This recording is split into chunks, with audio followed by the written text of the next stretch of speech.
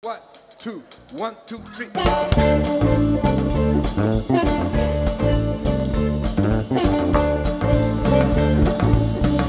Well, I need some woman to stand by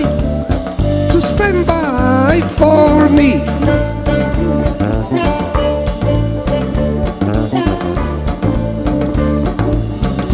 Well, I need some woman to stand by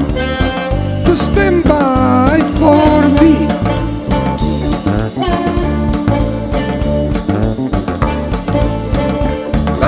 I'm so tired, sleeping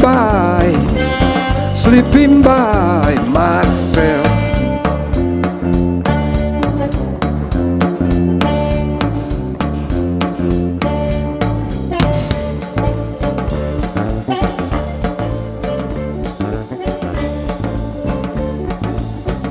I've been lost so long, got to change my ways.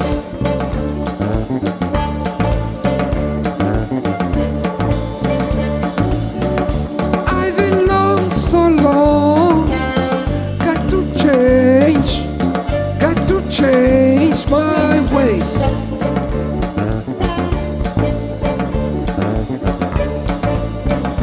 I wanna love some woman better than I love myself.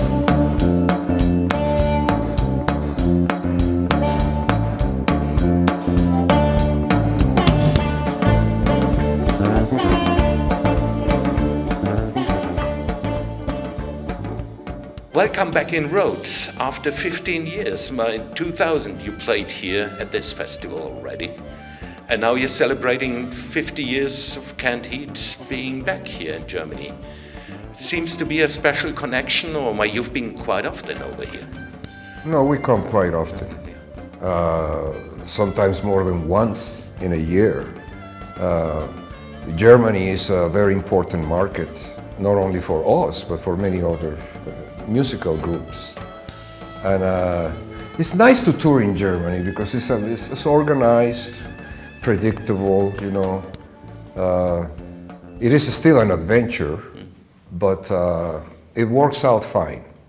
It works out fine and we enjoy it, you know, we enjoy working in this country. One of the members of Canned Heat was Walter Trout, and he said about this band, it's an institution that brings together great musicians that go out and play the blues. Would you subscribe to that? Oh, absolutely, yeah. It's an American institution. And we have had so many great players. And along all this great talent that we have had, we also have had a lot of tragedy, which it seems to come together with great talent. You know, self-destruction and all that stuff. And so it's been quite an experience. For me, it's been a privilege to be able to play behind all these great musicians under the banner of Canned Heat. And what keeps you still going after 50 years? You and Larry are original members for almost 50 years. What keeps you still going? Yeah, we are actually 48 years. But the band is really 50 years old this year. What keeps me going? I mean, it's a worthy thing. I've always saw Canned Heat as something valid and something worth staying with and fighting for, you know, and continuing the legacy that the founders left me, you know, basically, Bob Haidt and Alan Wilson, you know. And I consider sometimes playing with other bands and other people, and I do occasionally as visit, you know, as a jam. But still my main thing is Canned Heat, you know. I think of life sometimes as like you're in a train station and a certain train goes by and either you catch that train or you don't. You see, in my life, that train that I caught was the band Canned Heat. I jumped on it and I said, hey, this is good. This is going to be important and meaningful for life, you know, and that's why I'm still doing it. You know, we're getting older, it's a little bit more difficult to travel, you know, but still the music is there, and the music is there in a more mature form now. We're very proud of what we do. Canned Heat is a boogie band. Is it? Canned Heat is the boogie band. The most, how do you say, expression of the blues, in your case, the most important, or? Well, yeah, the boogie, let's say that the boogie is the up side, the high side of the blues, right? It's the happy side, you know? Right.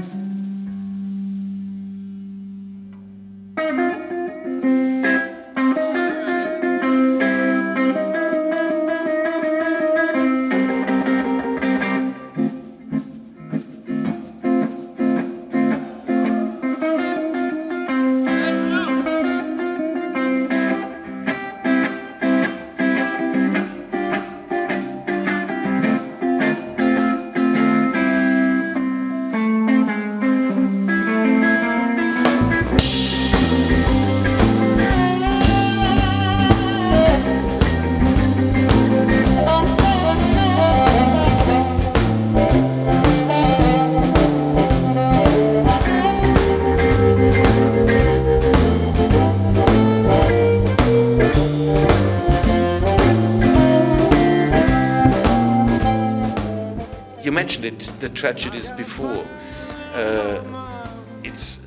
There's been dark sides in the history of the blues, yeah. You know. But how did he cope with it, and what kept you going after those tragedies you mentioned? You know, a lot of it depended on the people and our audience. For example, when Bob Haidt, the bear, died, I thought, it's over, you know, Canned Heat is over. He was our front man, he was the main figure of the band, you know, I'm the drummer, you know, the one in the back, you know. So, but at that same time we had an offering to play to Australia. And the promoter calls me and tells me, the people of Australia will support you if you find a front man and you want to bring the band as is and see what happens. And he insisted that we come, even after Bob died, our main figure. That's when the main test came to continue with the band regardless. I thought, okay, I'm gonna put the best band I can put that creates the Canned Heat experience. And I'm gonna let the people decide. If they don't come, if they don't like us, I'll stop it.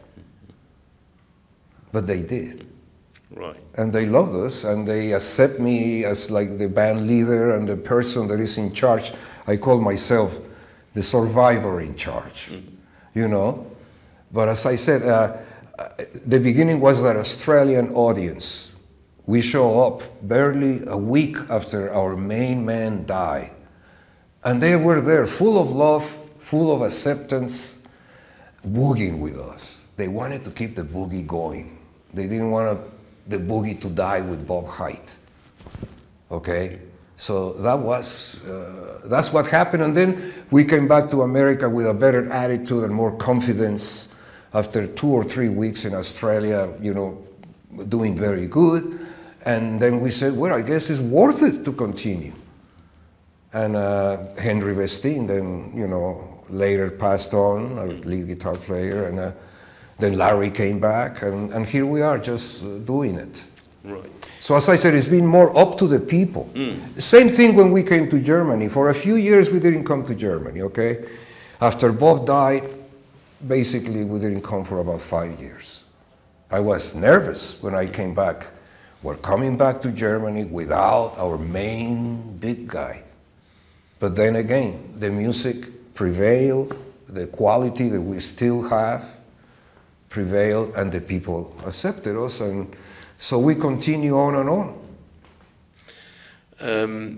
Even people that are not so familiar with the band know going up the country, let's work together, and on the road again, the big hits of the band. How far are those hits a blessing and also a curse at the same time? No, they are not a curse. If it wasn't for those hits, we wouldn't have been able to propagate blues music amongst white audiences. You must remember, when we started playing blues music, it was almost verboten. You know, nightclubs were afraid of blues music. And most white people didn't know what that was. They didn't know. Only a few of the beatniks and a few hippies coming up knew who John Lee Hooker was, who Jimmy Reed, B.B. King, all those people. It was a very obscure little counterculture thing. We wanted blues to become worldwide known and worldwide accepted as an American art form. That was the dream, that was the whole sort of mission of Canned Heat. Without those hits, we wouldn't have been able to do it as well as we did it. A lot of our colleagues had great blues bands and did a lot of work for the blues, but they didn't put blues music on the top 10 worldwide. For example, Paul Butterfield Blues Band, John Mayall, you know, they were great and all, but they didn't put blues music on the top 10. And that was very important to make the word, the style of music, as I say, palatable, acceptable to the worldwide white audiences. I got a fine little mama, you know she's really on the ball. I got a fine little mama, you know she's really on the ball. She's a red hot mama, ain't but 5 feet tall. That's right. She got great big hips, long black wavy hair. Yeah, great big hips, nice, long black wavy hair. She got eyes like diamonds, Lord, I swear she ain't no square. That's right.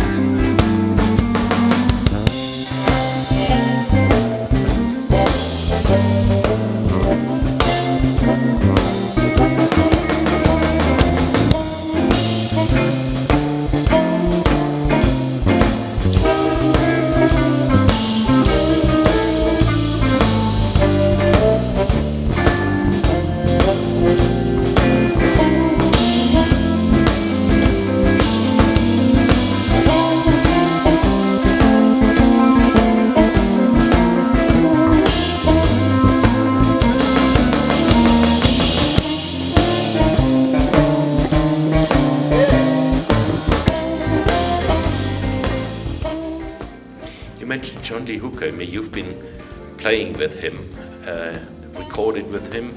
What kind of experience was that? It was wonderful. It was like playing with a genius and also being with a great friend. There was one of the boys all the time, you know. My God, I have great John Lee Hooker stories, but I don't think I can do it on tape. He was a great, talented man. He was the, I would say, the creator of the boogie, you know, the concept of the boogie.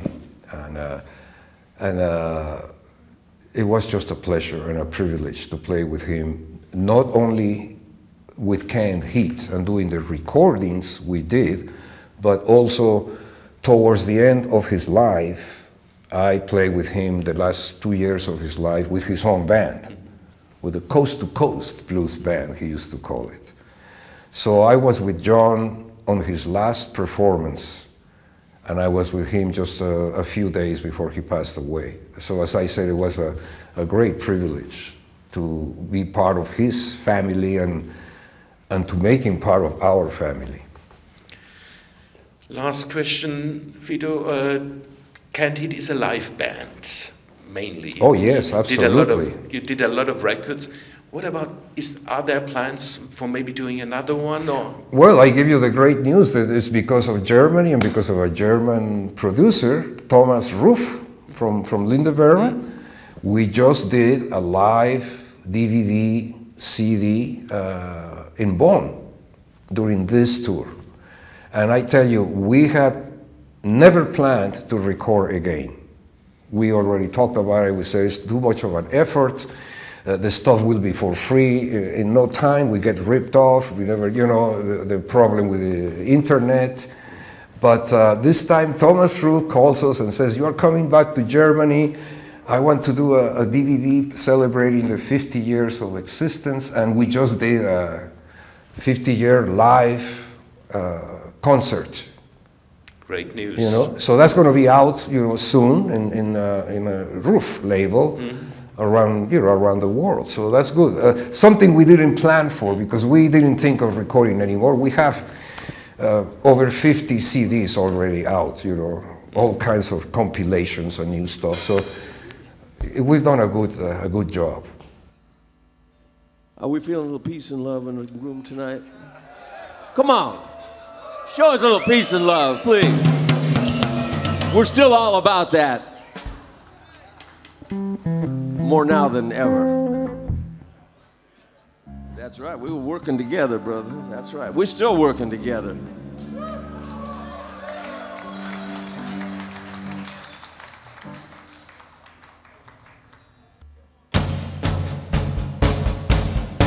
Come on, baby, let's go.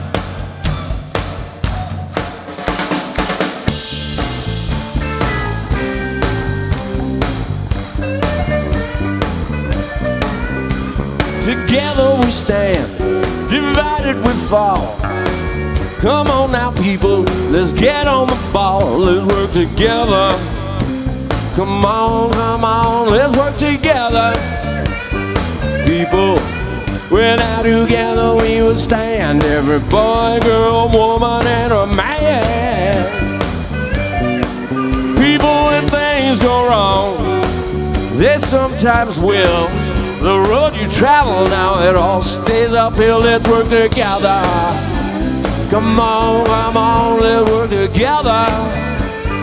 People, we're now together, we will stand. Every boy, every woman, and a man.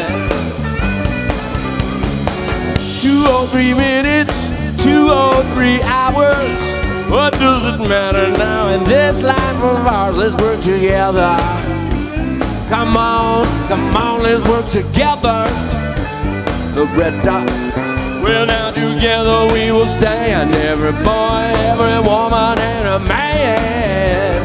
Oh, come on, Larry.